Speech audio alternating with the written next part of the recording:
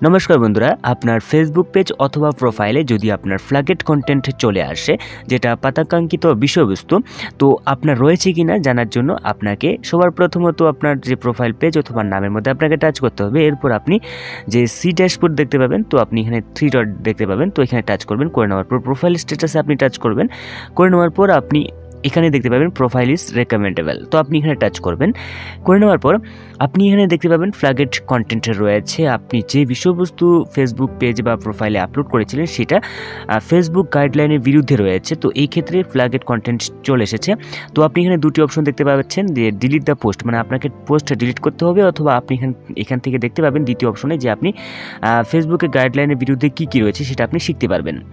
তো এরপর যে কন্টেন্ট রয়েছে যেটার জন্য আপনার ফ্ল্যাগেড এসেছে, তো আপনি এখানে টাচ করবেন। করে নেওয়ার পর আপনি এখানে দেখতে পাবেন যে কোন কন্টেন্ট রয়েছে, আপনি যে টাইটেল দিয়েছেন সেই টাইটেলের ভিডিওটি আপনি দেখতে পাবেন, কিন্তু ভিডিওটি এখানে ইটস নট অ্যাভেলেবেল রয়েছে, মানে সেই ভিডিওটি এখানে দেখাচ্ছে না। তো আমি কি করব, এই ভিডিওটিকে আমি ডিলিট করব। ঠিক আছে, তো যেটা রয়েছে আপনি ভালোবাসাকে কোন পর্যায়ে দেখেন সেটি। তো আমি টেক অ্যাকশনে আমি টাচ করে নেব। করে নেওয়ার পর ডিলিট পোস্টে আমি টাচ করে নেব। এরপর ডিলিট অপশনে টাচ করব, ব্যাস এটা ডিলিট হয়ে যাবে। তো এরপর টেক অ্যাকশন অপশন রয়েছে, মানে এটা প্রথম অবস্থায় এটা ডিলিট হয়ে গেছে। তো এরপরও যদি আমি এখানে টাচ করি আবারও এটা ডিলিট আসবে, তো আমি ডিলিট করে নেব। তো এটাকে অ্যাকচুয়ালি আমি যদি রিফ্রেশ করি তাহলে এটা প্রথম অপশনে প্রথমবারই যেটা আমি ডিলিট করে নিয়েছি, তো এটা ডিলিট হয়ে গেছে। ঠিক আছে, তো এরপর আমি এখান থেকে ব্যাগ আসবো। ব্যাগ আসার পর এখানে আমি যদি রিফ্রেশ করি তাহলে এটা অটোমেটিকলিভাবে মুছে গেছে। ঠিক আছে, একেবারে এটা কিন্তু এটা সম্পূর্ণভাবে মুছে গেছে।